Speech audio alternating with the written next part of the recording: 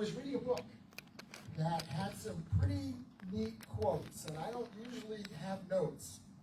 I like to just talk. And when I talk, after these few notes here, I'm going to just talk about Texit, why it's important. What is it about? What's going to happen?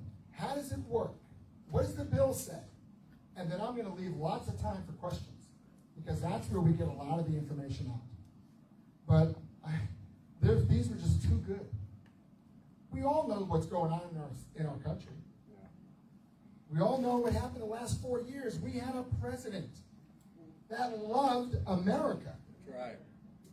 We had a president that loved America. In fact, what was his platform? Make America great again. Well, America was here when? From the beginning. Before the United States. It was America. It was Americans. And what did the Americans do when they started getting abused by the King of England? They fought against it. Now, they didn't right away.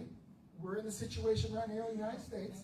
We know we have a tyrannical federal government that's out of control, that is doing things that they're not supposed to be doing based on the Constitution that our founding fathers wrote, and they are just overstepping the bounds. But even with the colonists, the patriots, it took a few to start, and then more. And then more and more people stood up, and then what did the king do? More and more restrictions, and taking away more rights. And that's exactly what's happening in our country. Every day, it's like, wow, I can't believe this is happening. It's happening so fast. Because people stood up, because we had Donald Trump that opened people's eyes. And then Washington, D.C. and the swamp crucified him, basically. They crucified him. But the people had finally realized, wow, we better start doing something. And then when the vote got stolen, and then he's not president, we have 75 million people, whatever it might be, 50 million, 6, doesn't matter. We have an army of people looking for what is the next step. How long can this happen? How long can this go on? Well, we're going to talk about Texas in a minute, because Texas needs to lead this country and the other states out of this mess. And Texas can do it. But you know, in the course of human history, the abuses by our authority of our rulers is nothing new. The Bible says there's nothing new under the sun. There's nothing new under the sun. I can't wait to say that this session. When they start saying, oh, things have changed, it's different now. There's nothing new under the sun. Man's heart is evil. Yep. Without regeneration and being born again, man's heart is evil. And power corrupts. That's what we have. Power and money. Whether it's in D.C. or whether it's in Austin, it's the same thing. But nothing's changed. And at this time in history, tyranny has again reached the point where it demands a response. So have we responded in a strong way for decades? Not really. We've responded about civil rights. We've responded about other things. But have we responded against the federal government that has completely overstepped their bounds of what the Constitution says? And they keep saying, well, the Constitution says we can impeach President Trump. The Constitution says we can do this and that. They keep claiming the Constitution, but yet they don't follow it. They don't follow it whatsoever. And we need to respond. We need to respond. Godly men and women need to stand against the abuse of power in a proper and just way. We need to stand in the gap. And unfortunately, the churches have been weak. Churches, even 60 years ago, and then back to our founding, they used to preach once a year on civil issues,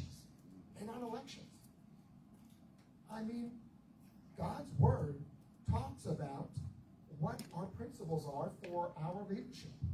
God's law supersedes man's law every time. That's right. And so all you have to do is, what does God's law say? And then your parishioners or your members of your church, this is what you should do. This is how you should vote. That stopped. We don't do that anymore. I mean, that's one of the biggest problems we have in the country. And I know your vote coming up on making Lubbock a sanctuary city for life. I'm just blown away. Thank you, thank you, thank you. Because someone needs to start it. Mm-hmm. Somebody needs to start it. I can't imagine my city doing this. I mean, I'm the worst person in the world in my city compared to for my city leaders. Of course, our newspaper. So I'm just grateful that you all are doing this, because you do this, others will follow. Get the vote out. Again, this is what it's all about. You all. It's all about you all. And when you start seeing victories, when you start seeing the power that you have, it just makes you feel even more desirable to do more when you start seeing victories. We haven't seen that many victories. That's why people feel beaten down. We need some victories, so we'll be praying for you. Thank you very much. It's our duty as citizens, we the people. Our legislators have let us down. So we have layers of government or authority. So we're under the authority of our government. But not when they do things that are unjust. Right. And the laws that they're passing, or the laws they're allowing, or the laws they are not keeping, especially when it came to elections. We saw that all over the country. Do you think Texas would have stood up? Do you think the Texas legislature would have stood up? Or would they have been just like Pennsylvania and Georgia? Uh-huh. We broke our own election laws. We did. I guess the only reason we didn't do anything about it is because we didn't lose too many seats. But we lost a whole bunch in Harris County, Dallas County, of course, Austin, San Antonio. But we didn't lose enough, I guess. Because we're too complacent. Right. It's all about leadership. It's all about leadership. But we've got the legislative body, we've got the legislative civil government above us. But the people have more power than the legislative government, the civil government. When the people rise up, that's where we make a change. Just like right now. Does the civil government really want to have a sanctuary, pro-life here in Lubbock? They would never do it. It's the people. And then look what's going to happen. Just praying that the vote will come out the way it should. Our founding fathers never intended the states to be provinces. Think about that. We are not individual states. We're just provinces of the federal government. They tell us what to do, and we just do it. Oh, there's a court decision. Oh, then okay, it's okay. We can go against all those things. Legislators can go against these unjust laws and these rulings from our courts. But do we? We don't. We don't. And we need to. Again, where is the last straw? People. And that's, again, what Texas is all about. You know, there's 3 boxes. You got the ballot box. I mean, 3 boxes to change our culture in our government. The ballot box, the jury box, and the ammo box. That's the progression in every situation from the beginning of time. First, people vote, and you vote for righteous people. You vote for godly people. You vote for people that at least will represent you justly. Well, what happens when that doesn't happen? Then you need to go to the courts and plead. And we went to the courts and we pleaded. We got nowhere. But the next step is the step that becomes violent. We don't need to go there. But if we have to, we will. But this is the progression. And if our government doesn't see that, they're the ones that would cause it. And that's how it works. So a king would say, if I don't do what's right by the people need to come against me. Because that's what the laws of our government is. The rulers and the leaders are servants to the people. That's right. But that's not what our leadership does. Our leadership says, tough. We're powerful. We don't care what you have to say. And we're going to do what we want to do. Okay. So we'll get off of all that. That was a great book. But you know all this already. Let's just talk about Texit. Why did I put a bill out for Texit? And just so you know, I really have not been involved in this movement. I mean, who here in Texas never thought about, well, Texas is great. We used to be our own country. A lot of people don't even know that. Yeah, Texas should be on its own. I mean, we think about that fleeting. Some people who have been involved in the movement have thought about it a whole lot more. And the more you research it, and the more you get your mind around it, the more you realize it's not a far-flung idea. But when you first hear about it the first time, it's like, oh gosh, that sounds good, but we couldn't do that. Or, you know, I love America. I love the United States. I don't want to leave the country. Well, we really don't want to leave the country. But when you're under a tyrannical federal government, when your rights are being taken away, when you're being censored in your face, where's the point? Where's the breaking point?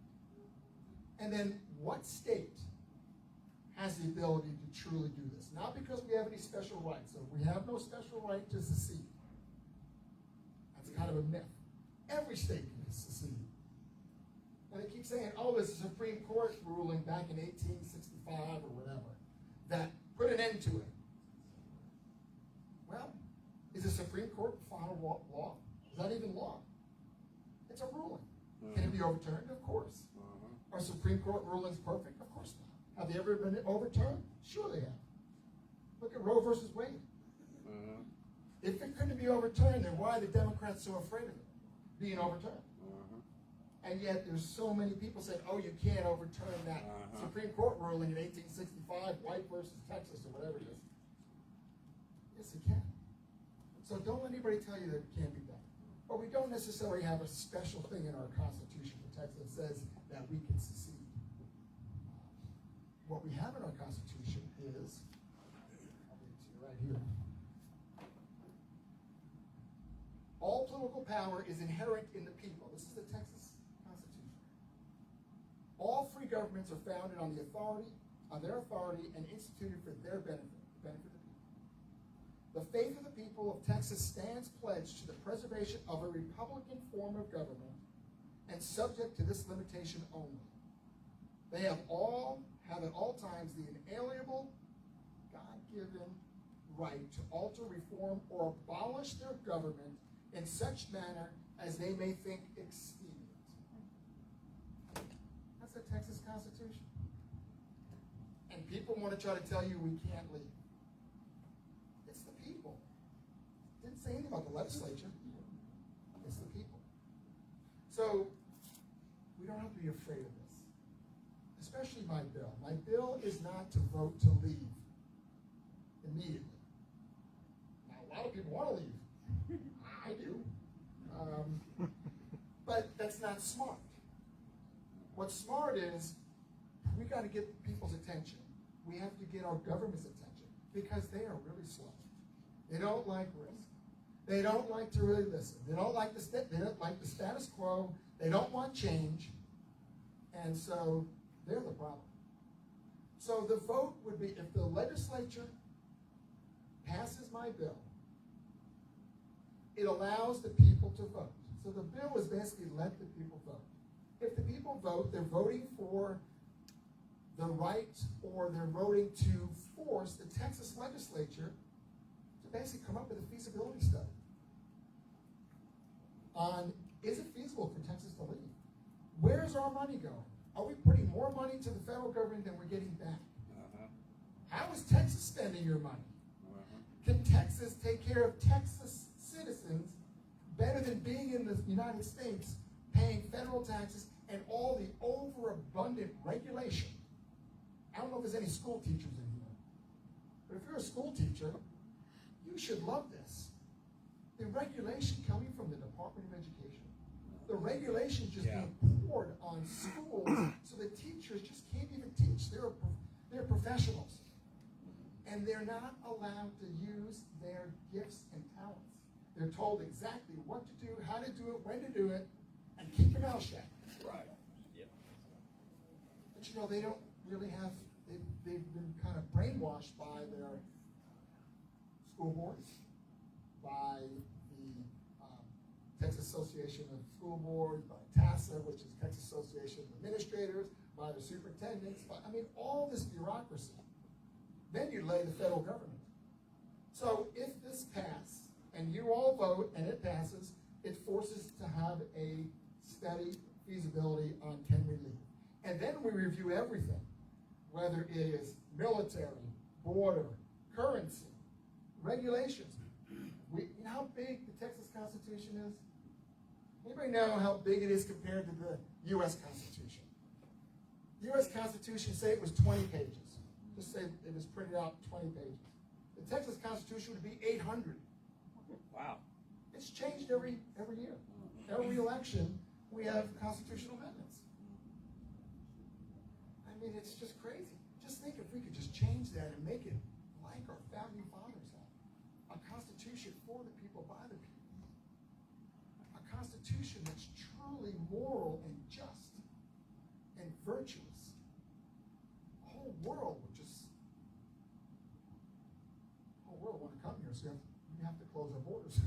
But, you know, that's what people are hungry for. We had that in our country for, you know, hundreds of years. But it has just gotten out of control. Completely out of control. So we go through that for 2 years, and we put this plan together in the legislature. There'll be committees formed, and those committees will have subcommittees, and then people will be brought in, and we're going to talk about all this stuff. And then after that, a report's given.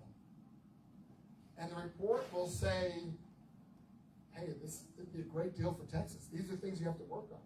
But look at the leverage we have now. The people vote, the legislature's putting a plan together, and they're having to be transparent to you all. The leverage with the federal government, the leverage with other states, the leverage with other countries. Right now, we have no leverage. Our legislature is so afraid of this bill that they rushed, when my bill came out, to write a resolution and had all the Republicans sign it. They rushed to get everyone to sign it. And what it says is, whereas, how bad the federal government is, stop it. And they're so proud of that. Is that going to do anything? Is that going to do a darn thing? There's no leverage there. You know where the leverage is? People vote. Now the whole world's going to stand up and go, whoa. But we have leverage with the federal government now. No, we have leverage right now. 10th Amendment rights. Mm-hmm. You know, our 10th Amendment. We have a bill for nullification. It's not called nullification. It's state sovereignty. Well, we already have the 10th Amendment. Why are we passing a bill for the 10th Amendment? Just do it. Just do it. You already have the right. It's in the Bill of Rights. That's right. But that's leadership. Leadership can do it right now. But no, they're going to wait for a bill to pass, and they're still not going to do it. Yeah. Okay? Then we have the sovereignty bill. Now, I'm going to sign on to the 10th Amendment bill. I mean, anything to get their attention. Anything to try to move this bloated government, this weak and fearful, gutless government.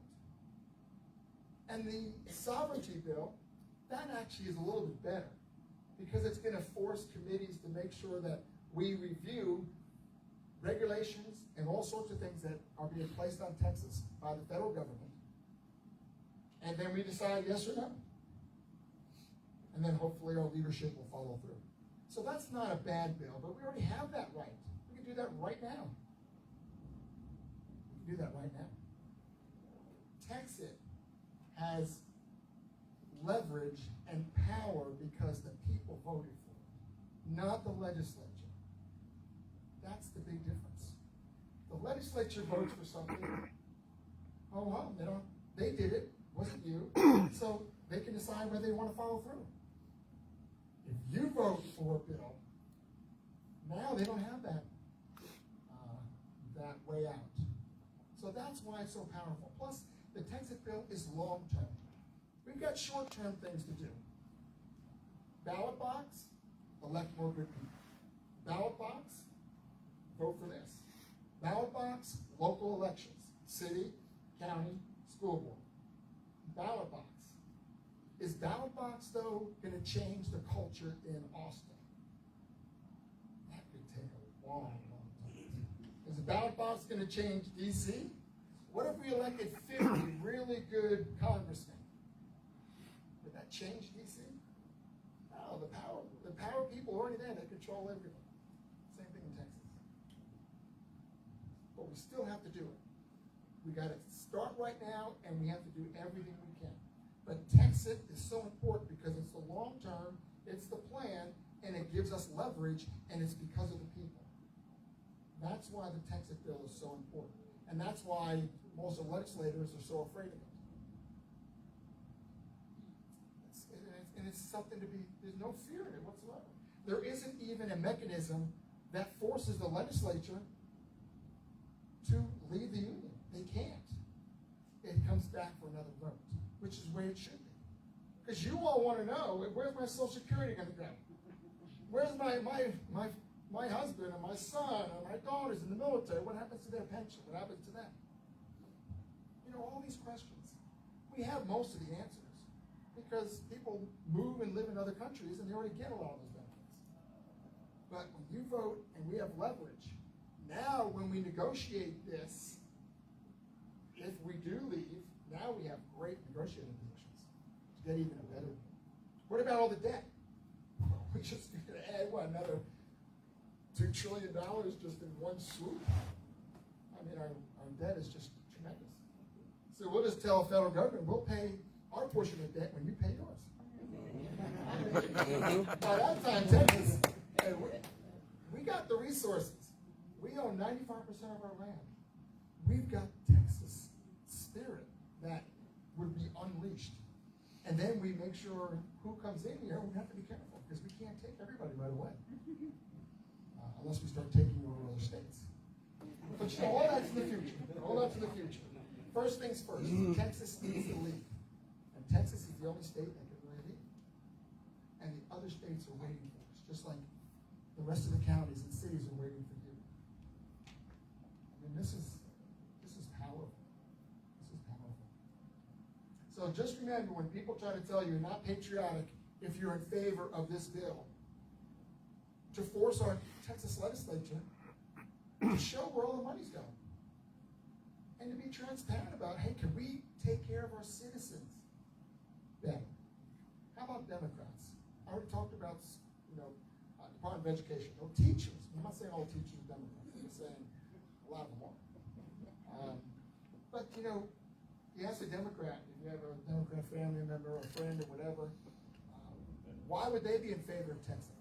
This isn't a Republican bill. It's just the Republicans are a little more, we care about freedom and liberty a little bit more, that's all. But if they want Medicare or they want health care, and say health care for everybody. I mean, we want everyone to be taken care of. But right now that's pretty much controlled by the federal government. Just think, if we're not paying the federal government, don't you think we can take care of our people better? The amount of money we send there that we would keep here is in the billions and billions and billions and billions. And that's the number we got to get. Because those are the numbers we need to prove we can take care of our bases, we can take care of our own military, we can take care of our border, we can take care of our people's health needs. And we can make sure our grid's right. I tell you, we're involved in that. There's a lot going on with the grid. And actually, it's not that it was a good thing that it happened, but it's good because some heads have to roll. Hey, your businesses or your family, if you make a mistake, you better believe it. You guys pay for it. That's right. You know? That's right. There's some people who need to pay for this because we have a great grid. It's just that we have people running it, and I'm not saying it's all on ERCOT. I'm just saying it's all integrated, but everybody's in it for themselves. Again, leadership. You know? So all these things will be answered. But it's hard to get those answers right now when they don't have any responsibility to answer those questions. And that's why I'm at the legislature. I want to get some good conservative legislation put forth that you all asked for through the Republican Party of Texas. We have children getting a pro-life bill out.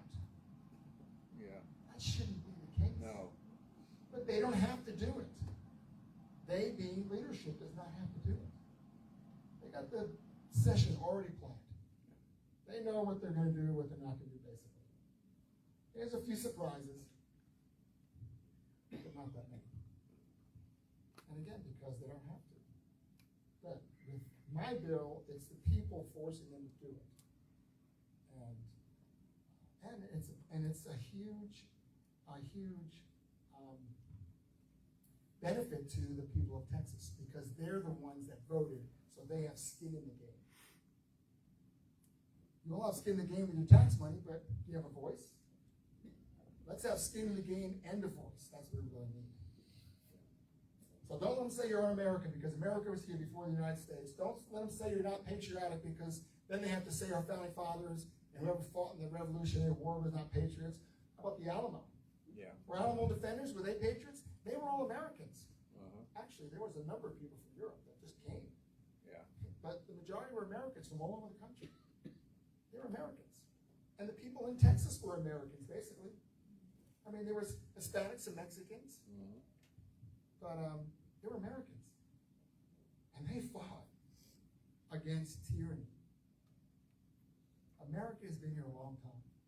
They tell me I can't say the pledge on the House floor. What? Because I've got the Texit bill. It is sick. Sickening what they say. In Texas? I'm in the Texas House, man. Okay. Yep. I mean, they say it right to my face, and they just yell it out. How could you say the Pledge of Allegiance? I love America. I love my flag. But I don't like tyranny. And we should not have to live under it. And that's what this bill is. So I'll take any questions anybody has. And yes, sir. I'm glad you brought up ERCOT because Lubbock is not in ERCOT yet. We're going to join in June. The idea of Texas having its own power grid, I think, it's great. It sounds great, and I think conservatives are probably all, probably for it. But whenever we saw what happened, some of us are pretty hesitant. So, first question is, what happened with ERCOT? And the second question is just how, what are the prospects? How does that sort of affect this Texas? Well, I'm not going to go through all of that, Yeah. all the blame, but I'll just tell you, basically what happened, it's fault all the way down. So, and I'm not going to blame just the unreliable wind turbines and solar because they produce a lot of energy. When the sun's shining, That's right. when the wind's blowing, That's right. and when they don't have ice on their blades. So we've got this integrated system of energy. Natural gas, oil. I didn't even know we had nuclear. We have nuclear somewhere. Yeah. And then, of course, we have renewable energy.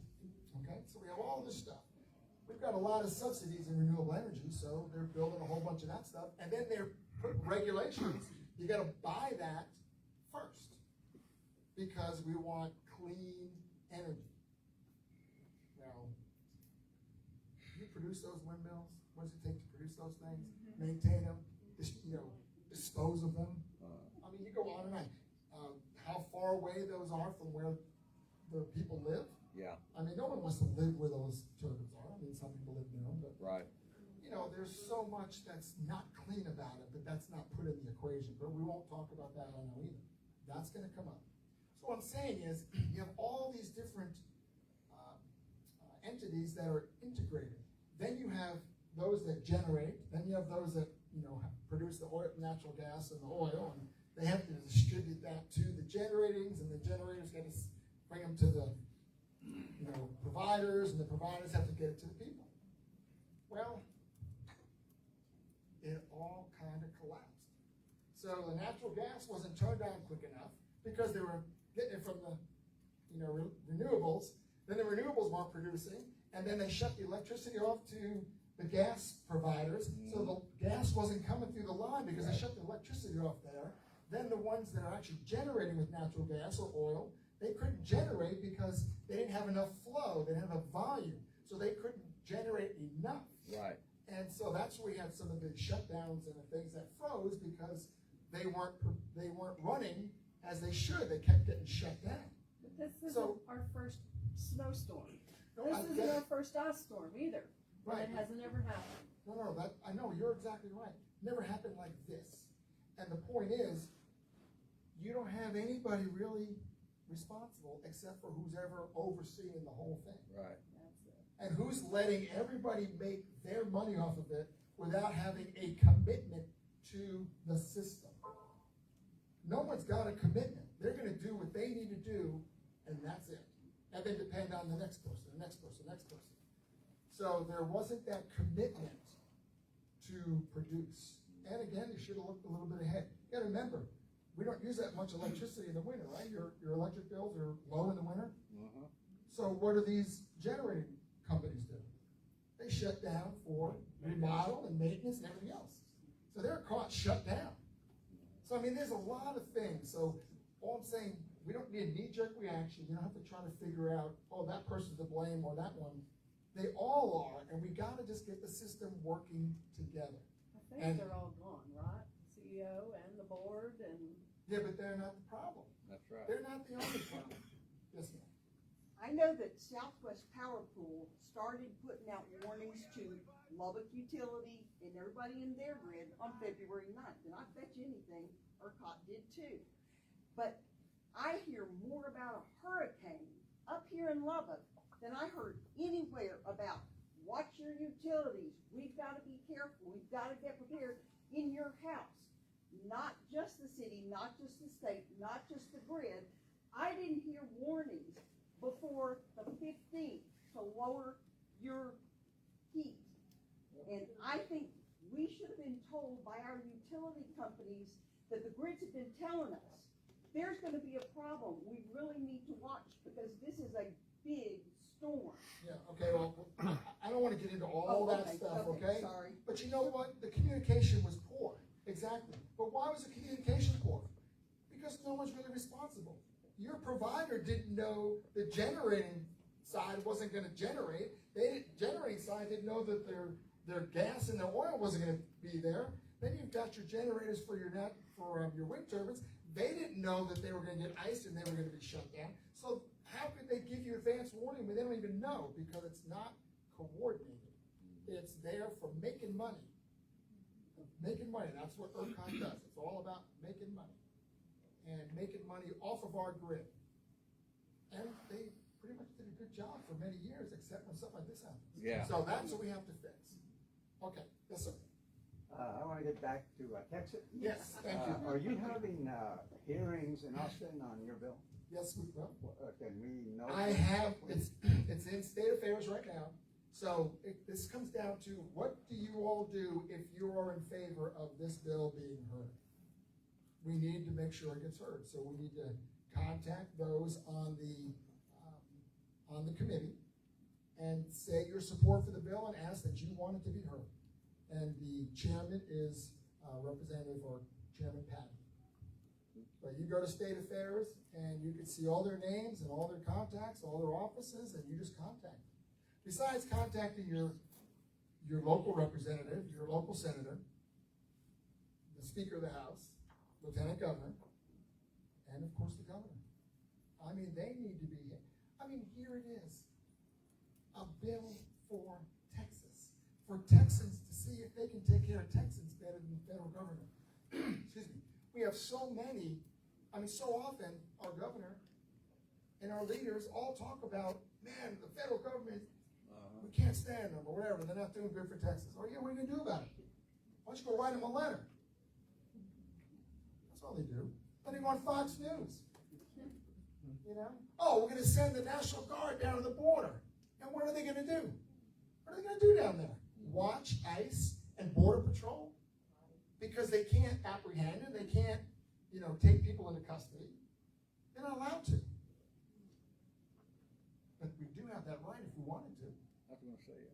We have Article 1, Section 10 of the Constitution. And that talks about the rights of, can states have their own navies and their own military to fight against foreigners and things like that. Yeah. At the end it says, but if there is an emergency or a crisis, I'm trying to remember the exact words it says, or you're being invaded, you states have the right then to step in. Yep. We're not stepping in. We spend $1 billion of your dollars every 2 years at the border for security. And what do we do with it? What do we do with it? Well, we buy some boats and we go down there, we pull people over, we take DPS out of your communities, send them down there, pay them a whole bunch of overtime, but they can't apprehend. They gotta call Border Patrol or ICE. We're really not doing what we should be doing on the border, or what we could be doing. But again, that takes leadership to stand up and say, we're not gonna take this anymore. I'm glad he sent the National Guard down. But so often we send National Guard down, or DPS, or others down there, and they're down there for humanitarian. I mean, that's a problem, sure, but that's not our problem. We need to stop it so it's not a humanitarian. But, those are things that we fight about. I'm on Defense and Veterans Affairs. That's my committee. Between Defense and Homeland Security, we are in charge of the National Guard. Right. Then we have Homeland Security, which is more the border checkpoints and all those kind of things. So we hopefully, these chairmen will step up and say, if we're going to spend this much money, let's do something. Let's do something. Yes, sir. In 1861, our country had a conversation about sovereignty of states versus the federal government. It didn't go well for the states. I hear you saying that this bill will give us leverage, but to think that the United States would allow its most prosperous state to go away is not going to happen. How do you I know that? wouldn't see a world where that would be allowed. We've already been through this. You think There were 1861? much more states Sure. involved in the first time it was tried than that. Yeah, but And you say, well, Texas could be a leader in this. I'm with you. I love the idea. We'd break away, I'd be a happy man. I'd support it 100%. You're saying that there is leverage achieved by this, and I would like you to explain what leverage you think would come out of it. Sure. Okay, 1861. Why did Texas join the Confederacy? Because they wanted to fight for slavery? No, but Texas had slaves.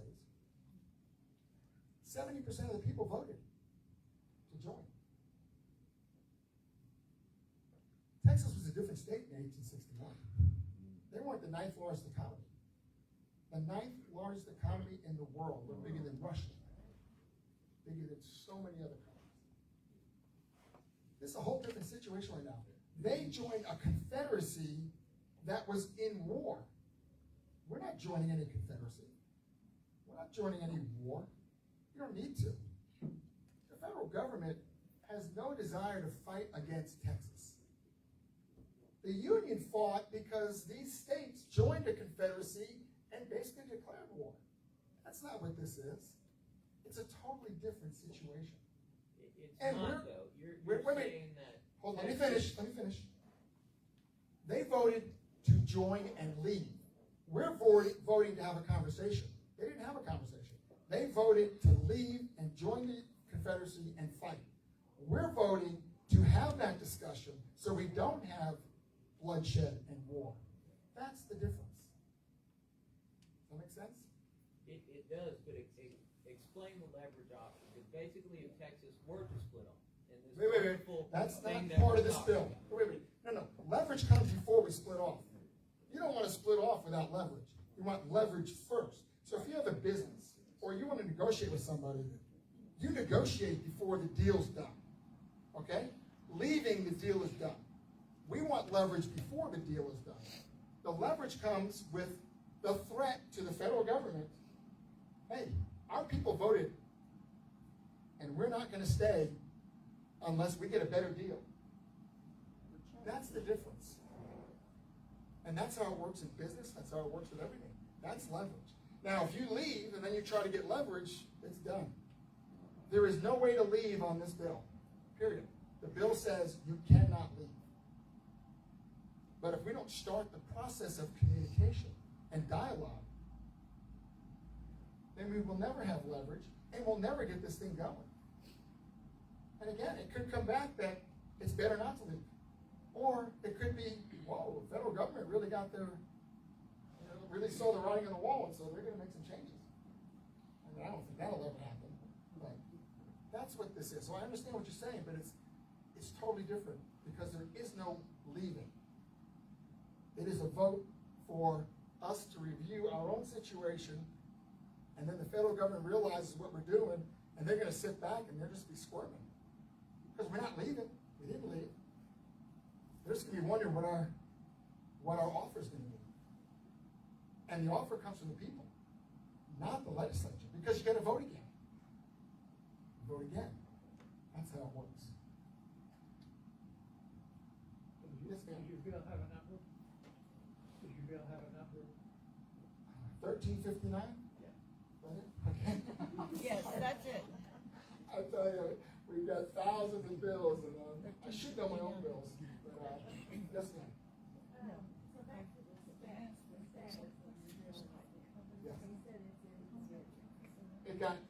So the bill got sent to the committee. I can't remember the exact name now. But yes, it got referred to the State Affairs Committee, right. So the State Affairs Committee will set it for a hearing. We don't know when that'll be. So you all want to tell them, we want to set that as soon as possible. We want to make sure we get a hearing. And then we got to make sure that we get a vote. So we'll have a hearing, and it'll go very well. We'll have some people that say you can't leave. They'll prove it. They'll have people that say that it's not going to work. Okay, prove it. And we're going to prove it well. And that's what the whole purpose of the next 2 years is. That's what I was going to say. Can it be on the ballot in 2023? So what happens? Well, it may have to. 2023. It may have to be 2023 if we don't get it through the legislature and allow a vote, or if we get a vote and it doesn't pass. But if once we have a vote and it passes, the bill says the legislature has 18 months to come up with a plan to report back to them. Yes. I'll find out if you know anything about this. I've heard that China's buying oil. A lot more than that. So China's buying land. They're buying land right down by Laughlin Air Force Base. They bought a huge amount of land. They're putting up wind turbines that are going to affect the flight patterns and the security of the Air Force Base. So we got to try to stop that. China's buying everything. How is that legal right now? Why can't that be addressed before it happens? Why did that transaction even come to pass? Well, they're allowed to buy land, Okay, well, but Yeah, but who's what they do with it and getting the permits to do what they want to do, and just the fact that we just gotta be careful with China. I mean, but you know, people are gonna take the highest bid. China, oh my gosh, what China is doing to our country, and we're just allowing it would scare the heck. That would scare you a whole lot more than Texas, I'll tell you right now. A whole lot more. Anybody else? Yes, sir. Is there a Senate bill, companion? Not yet. Kyle, could Anybody? you repeat the questions as they're asked? Oh, so yeah. we can Is all there a hear them? Senate bill? Not yet. And there doesn't have to be a Senate bill. Do what now? Doesn't have to be a Senate bill. Okay. What happens is you can have a Senate bill and a House bill. They don't even have to be the same. Then you still got to hear them both. Or it could be one bill and just goes right over to the other house and you just hear it. But are there senators for it? Publicly? You're going to find out. I'm just telling you, this is the sad part. So I was at the Alamo on Saturday. How many legislators were there? Just you. I was on the House floor on Tuesday for Texas independence. I just read a little one-pager about, hey, it's Texas independence. We're in the Texas House of Representatives. We wouldn't be Texas without Texas independence. This is a great day for Texas. I couldn't even get him to listen. The apathy in our legislature is sad. Sad. Very sad. I mean, I'm a 10th generation Texan. I'm a 5th. I'm a 4th. I'm a this. I'm a that. Oh, really? Well, show it. Show it. This is our kids and our grandkids. How much more can we take? How much more can we take? This is Texas. We didn't fight the Alamo because we were weak. We didn't fight the Revolutionary War because we were weak. We're Americans. The freedom and the liberties that we have are because we are Americans. And people came to America for freedom of religion, for freedom and liberty. They came here. And they were here for 100 years or more before we fought the English. Because we're Americans. We want freedom. We want liberty. We want fairness. We want justice. We want to live our own lives and not be told what to do by our government. That's where we are. Look at the whole mask thing. I mean, you could be for masks, it doesn't matter. But what if you're not? What if you just want to take care of your own health, your own family? Make your own decisions for your own family. Exactly. And look how quickly people just bow down to the government on mandates that weren't even lawful. Yep. They weren't even constitutional. That's right. Where is everybody? Where is everybody? How bad does it have to get before you stand up? And again, we're not leaving. We're just standing up and saying we're not going to take it anymore. We need to talk about this. That's really what it is. Yes. No, we need better communication on this bill. I have here, this isn't even your bill. We don't even know what your bill number is, and the pathway to get that bill. I bet you 99% of people don't even understand the process. And you need some way of communicating to the people you're trying to influence. What's the bill? Where is it at? What's the pathway? Here are, you mentioned committee members. I'm not going to remember that. I don't even know who they are. Well, But you know what you find? out. You just go online. You got to go online. You got to ask somebody. I'm going to tell you. That's why I came here from Fredericksburg. But I mean, I this is agree your with you. bill. Communication is really that hard. communication is going to be important, because if you don't know, do you expect us to? Right? But that's your responsibility. If you can, it's your responsibility. All the information is there. It's easy to say. 4 years ago, I didn't even know who my state rep was. 4 years ago, I had never been to a meeting like this in my entire life.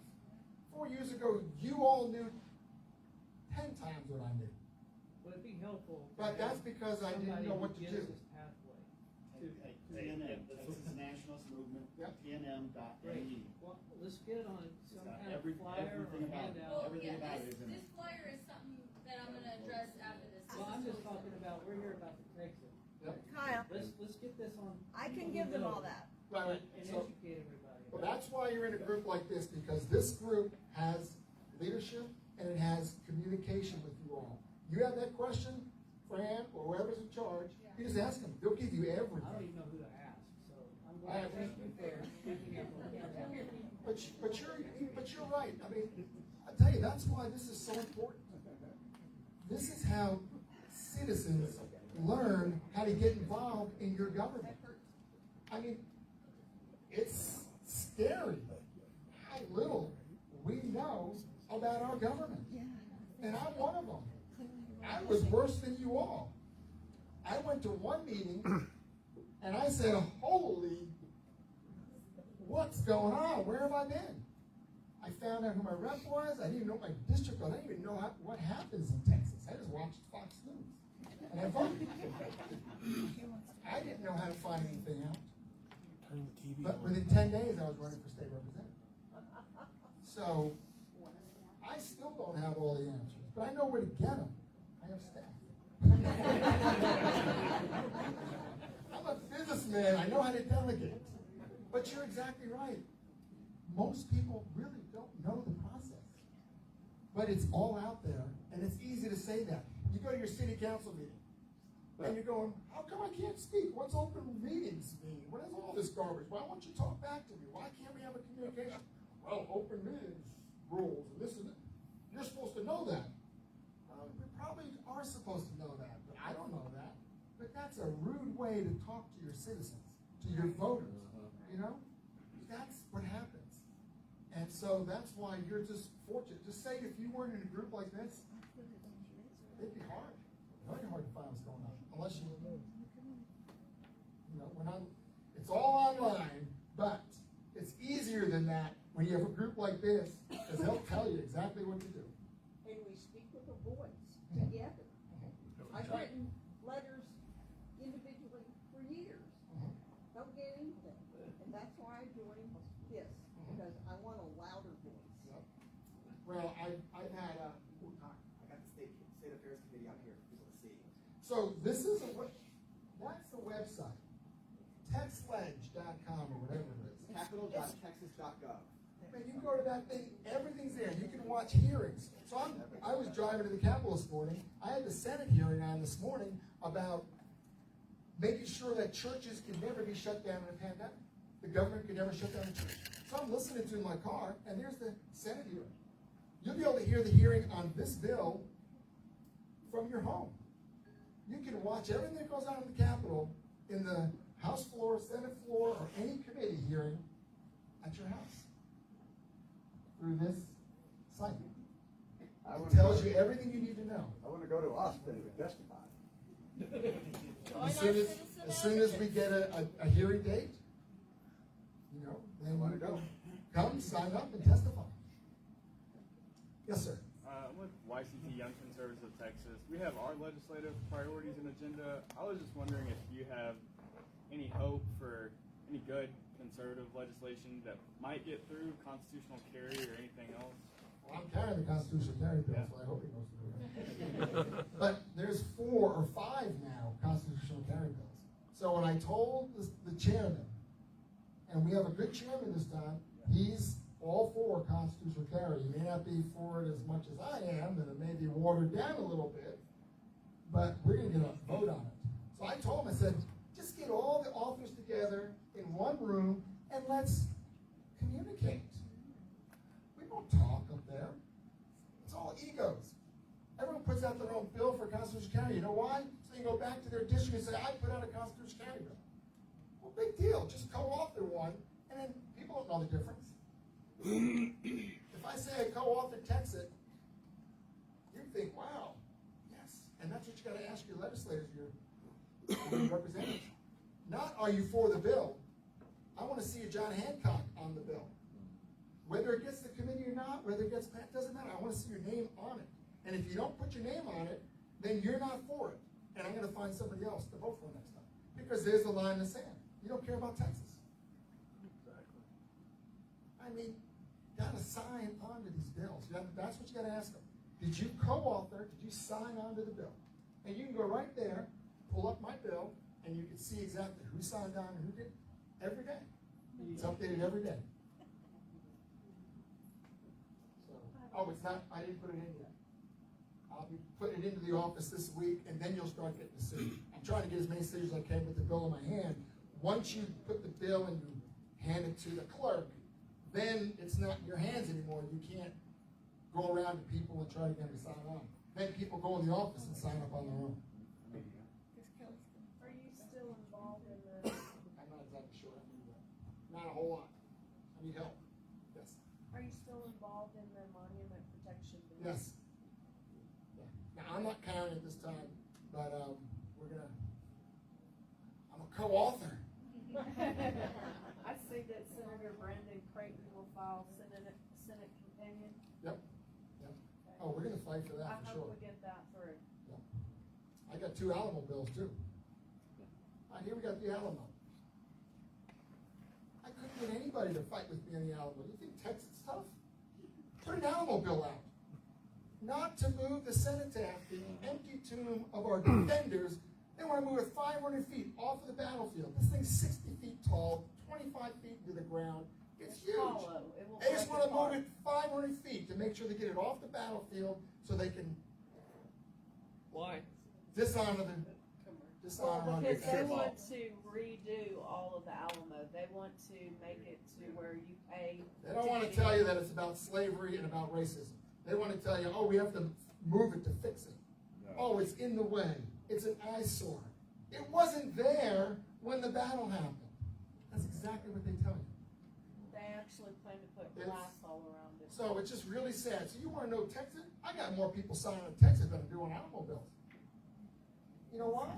Because they don't want to. They don't want to upset.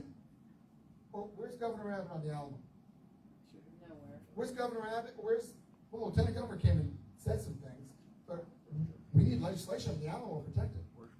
Where's the speaker? Where's, all the other people? They're just not there because they probably think that George P. Bush is not going to like them. And I'm telling you, that's the big part of it. So I have an Alamo bill to actually, they won't fix the cenotaph. The cenotaph was given to the city of San Antonio.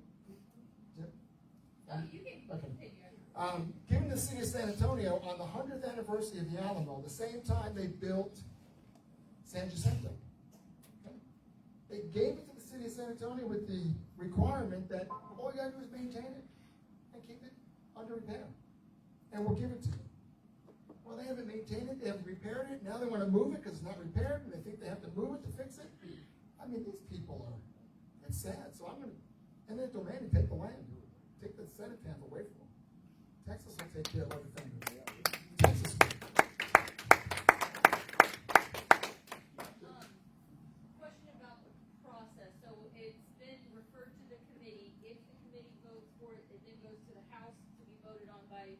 No, then it goes to calendars, That's- and they can kill it in calendars, and then it goes to the House, and it could pass in the House, and the Senate has a deal, okay, you pass it over there, it'll look good, and we'll kill it over here, so you make sure your guys that didn't really want it don't have to look bad. I mean, it's sad. Yeah, that's what I wanted to ask. Pass, the House, the Senate, and it gets. Goes to the governor's desk. Okay.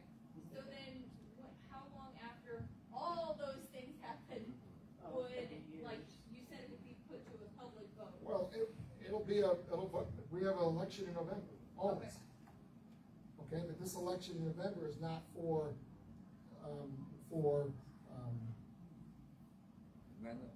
you're not really voting for people, it's usually, this is where the constitutional amendments and all that stuff are voted on. So that's when it'll be voted on. Okay. That was on the calendar, so whoever controls the calendar and where they set it on the calendar, if it's still on the calendar by the time the session ends. Who's then chairman of the calendars this year? Justin Burrows. Who else had a question? Yes, sir. I don't mean any disrespect, none whatsoever. Sure. You're one of the few that's out here amongst us people, alright? But I have a problem. I work for a construction company here in town. I have anywhere from 5 to 50 people on my job. If they decide they need to work overtime, I have to be there. All right? My wife is a principal in a local school. All right? Sometimes she don't get home till 9 o'clock, messing around with these little heathens. Sending my right, this guy owns his own dirt work company, just started it. Very proud of it. He's up there busting his ass. All right? I don't have time to come home and get on the computer, fight with the computer to find this stuff out. That's why we put you guys in there to watch our back. Amen. And then crap like what happens in November, what the hell is that? I'm mad as hell. I've got one of those hats. I've got one of those hats. I wear them out. And the people down here, the people across the country, they stand with us. We were wrong. Amen. Right? And then I'm reading it. Everything you're telling, we're throwing it out there as a threat. This Texas, throwing it out there as a threat. So don't know what's going to happen to the federal government. You wouldn't want to threaten the federal government? You like I don't to want do to it? threaten the federal government, but the government's going to see it as a threat. You Good. think they're really going to pay attention to it? You better believe it. If you people I hope vote, you're right. I do. I hope if you're you right. people vote, they will take it seriously. If the legislature just writes them a letter and says, hey, we don't like what you're doing, and that's all they ever do. Me standing up today, I just pray that when you're on the House floor, you tell them this dirty old carpenter stood up, superintendent stood up, and he said he just wants to be heard, and he wants to know you got his back. And the Republicans, we do not have that. Well, you got it with me. We do not have that. You got it with me. Got with you. Yep. And you're one of how many? You said your opening statement. Not many. You said. Not many. Now, but I agree with you, but I'm just telling you, that's the frustration that most people have. Because their elected officials don't want to listen. And if they don't want to listen, we need to elect somebody else. Just do what they said they were going to do. Have our back. They don't. We have two right here. They They need do to do that. that. They need to So go. that's what I'm saying. You got the ballot box, you got, the jury box, and then you got the ammo box. I mean, what are you gonna do? I mean, We had it in November. yeah. I know it's very frustrating. It's very frustrating. Yes. Gentlemen, I agree. This hat though is a little different. Okay, this hat says, make Jesus king again. He is king. And we haven't acknowledged You're it. absolutely right. Okay, now, I got this hat with Pray for America, all right? And when Trump came on board, he said, make America great, and boy, we were praying into that. You know the Lord can just jump in anytime, and he did. And I think he did. He said, why are you shooting so low? That's what he asked us. We said, what? He said, why are you shooting so low? We said, Lord, what do you mean? He says, why don't you pray that I return America to my glory? And wow. I mean, we said, wow. So we started praying that. Return America to your glory. Okay? Now, when we got the Constitution, you can look it up. Ben Franklin. There are 30 days of fighting. Okay? Ben Franklin got up and he said, gentlemen, while we were in active war with Great Britain, we met here every day for prayer. He said, now, the Father of lights has given us a great victory. Why have we forgotten so great a friend? And he said, except the Lord build a house, those that labor are going to labor in vain. And he says, and it says, he knows if a sparrow falls, what makes you think that an empire can rise without his aid? And he said this, and he says, I want to ask that we adjourn and go into town and find a minister. He didn't give a religion. He just said somebody that knows how to pray and bring him back the next day. And he got a second.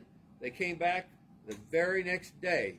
They were on their knees for 2 hours crying out to God. We had this nation because of a 77-day prayer meeting, because they started every day after that. What makes you think it's going to change? This nation was founded by God on his principles, and I've got it right here in the Constitution to prove it. And that it's been ignored. Okay?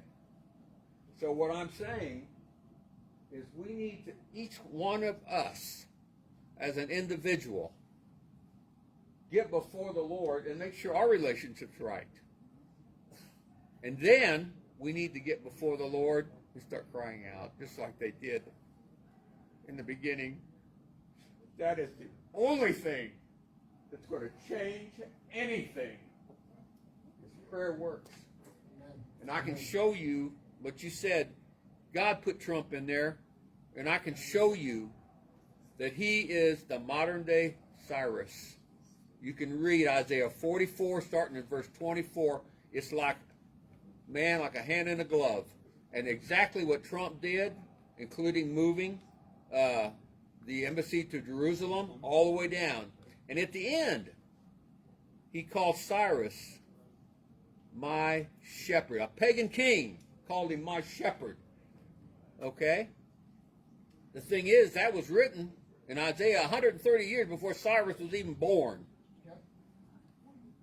Yeah, okay. Okay, anyway. I have, what was your name again? Aaron. Aaron? So everybody's got a different job to do. Everyone's got a different talent and gift. You have so many people through your business that you can talk to about this bill or other things. You have so many people that you can talk to at work. You don't have to go online.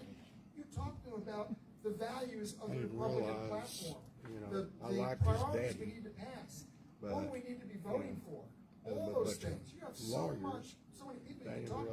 You don't have to go online. Then you got other people here that have time to go online. Let them go online. Let them do that. But you have so many people that you can influence. Do it where you are. You don't have to go out and do things you're not comfortable with. But you can do it right where you are. And you can influence a lot of people. All right, well, I'm going to stick around for a little bit if anybody has any more questions. And all I can say is, this is such an important, not that the bill is important, and not that I'm important at all, but what's important is we have a constitution that has been trampled on by those leaders that are responsible to follow it, and they're not. So are we going to sit back and just do nothing or not? And people are supposed to enforce it. So all I'm saying is we got to get people's attention. Guys, we got to wake up. This country has got to wake up, or we're going to lose it. And that's what this bill is. That's what the bill is. And it's going to give you the opportunity to find out who really wants to follow the Constitution? Who really wants what's best for Texas and Texans? Who really wants to take care of their constituents? That's what this bill is. And that goes by who's going to be supporting it in the legislature. God bless you all. Thank you very much for having me here.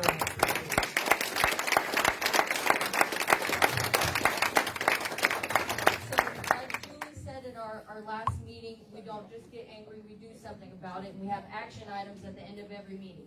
So, number one, follow True Texas Project on Facebook.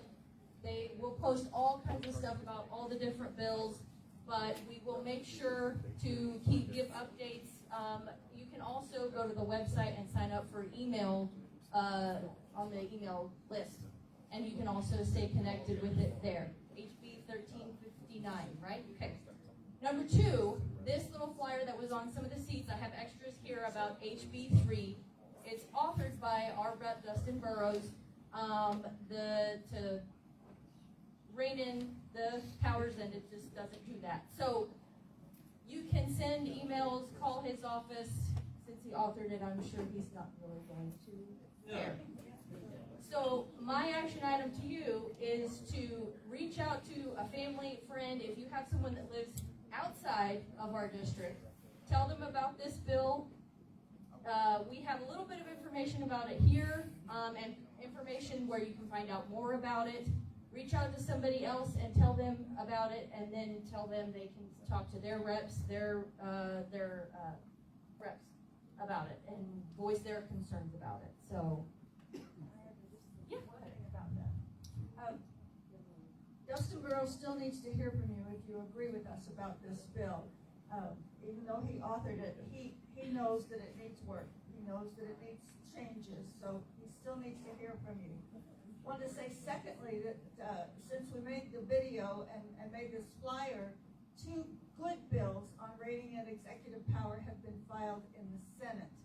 And so we need to talk to our senators about those And let's see if memory is serving me. Charles Perry. I'm sorry? Charles Perry authored one of them. Okay. No, Brian Birdwell has filed the ones that I'm talking about. They were just filed, I believe, Thursday of last week. And I wanted to tell the two gentlemen, you, sir, that's why we have a citizen advocate program. We teach you how to do this, and we provide you this information. On HB3, I just sent out an email this morning to everybody on the list citing talking points, hints on testimony at a hearing. We're going to Austin on Thursday to testify at the hearing on HB3. I listed all of the committee members, their email addresses, their phone numbers, their room numbers in Austin. We try to provide that for you. We have the training class that Julie talked about on the video. Now, so far they've all been in DFW, but we will get around to doing one out here in West Texas. So we try to give you all that because I know it's hard. It's confusing. You're busy. You're raising families. You're running your businesses. But we need to make our voices heard. That's the leverage that Representative Biedermann was talking about. We have it. We just have not been using it, and it's time to do that. So, thank you. Do sending lists that people have signed, copying that list and sending it to your, that doesn't do anything, okay. I think just learning. Say that site one more time, I apologize. True Texas Project. They're on Facebook and MeWe and Gab They're on and everything. yeah, all of them. The website is where everything always is, and Yeah. it's truetexasproject.com. truetexasproject.com. And where was it founded? Guys, 2009. some things that you can do, if you can't get a hold of your representative or your senator, Tarrant County? That's where we. call your county commissioners. As a county commissioner, I can pick up the phone, they answer. Somebody that you can also get information from, Jim Baxa, he is always on our butt to keep us doing what we need to be doing. I mean, he sends us emails, he gives us telephone calls, and then we relay that stuff back to your state reps and your state senators, because they'll take our phone calls. They may not always take your phone call, but they take ours. So get a hold and chew on your county commissioner, because they do have a bigger mouthpiece, I'd say. So, because like right now, I represent like 80-something thousand people. So when I call, they answer, and all the rest of your county commissioners the same way. That's your first stop. And if they don't want to answer you, go see them in their office. They're in the courthouse, first floor. They don't know, tell them, hey, I want a meeting. And if they won't take your meeting, then call me. I'll make sure they take a meeting. I have on the screen here the bill that Fran was talking about that Birdwell filed. It's also been co-authored by the majority of the Republican caucus, including our senator, Senator Perry, regarding disaster and emergency declarations and cleaning that stuff up. So do call Dustin Burrows and let him know your desires on the bill. I would encourage you to read the bill first. You can find bills by going to capital.texas.gov and then you're going to search for a bill. And you can read HB3. You can read the details. And I'll tell you, Dustin is being responsive. I talked to him the day after he filed it. He gave me 40 minutes on the phone. He's listening. He's willing to make it better. We'll see what the final thing is. I did talk to him yesterday again, and he does have a committee substitute that's going to come out. He hoped by today, but it didn't come out today. And he swears it'll be better. We'll see what it is in the end. Once the bill is handed to the clerk, he has no more control on it. No, so the way this works is you file a bill, and then when it goes to committee, you can bring a committee substitute, and that happens a lot. And that's what he intends to do, he tells me. And he says the committee substitute will fix a lot of the complaints I had when I talked to him. We'll see. So that bill's gonna be heard Thursday. It's first bill we're really gonna hear on the House floor. So it got there quick. But he's been getting amendments from legislators for the last week. So there's a whole lot of amendments, there's a whole lot that's happening on the bill, trying to fix the bill. Fortunately, there's a much better bill in the Senate. So we're really hoping to get the Senate bill and just scrap HB3. So we'll see how it all works. There's a whole lot. The process leaves a lot of ways to kill things, make things better. substitute, there's a whole lot in the process. This is one of the first ones, it's really early in the session, but we're hoping not to get this one through. Thank you, good addition. If y'all want to understand how this works, call me. Or me. Or Fran. My cell phone, if anybody wants to write it down, area code 806-319-4352. And I'll answer your questions and I'll talk you through how to do this and how to contact your legislators, whatever questions you might have. That's what we're here for. That's what this team is for. That's why we're having these meetings. We're not having the meetings just to meet. We're having the meetings to do stuff. So if you don't know how to do that, call me. Email me, servejesuschrist@gmail.com. Email True Texas Project, the Fort Worth-based group. They'll help you as well. My email was all over the monitor. roadsfriend@yahoo.com. It's also on the website. So we're here to help. On the Texas Project website, does it have like the Lubbock chapter and contacts for those? No. No. We probably should get, we're working on that. Okay. It's all very. I was You telling need a lot of web workers, unfortunately. I'm not a computer engineer. telling somebody, most of the groups that they launched have been in and around the Dallas area. We're kind of the first or ish. There's several of us that have launched, recently, but so it's a learning process for all of us. I'm gonna let y'all get out. We're 7 minutes past 8 o'clock. Sorry about that. If you have any. I just didn't want to interrupt. You guys do a great job of funneling information about particular bills. For 1359, there's a group called the Texas Nationalist Movement. That's their one thing. These guys are good at a lot of things. I'm glad I'm here. But for 1359, the Texas Nationalist Movement, they're on Facebook, they're on the internet, they've been around a long time. It's not the kooky guys with their on the Republic out there. No, it's this. Kyle was on the phone with their guy, as was I this afternoon. That's what we do. My name is Jason Fry. I'm not anybody, but Texas Nationalist Movement. Texas Nationalist Movement. So next month,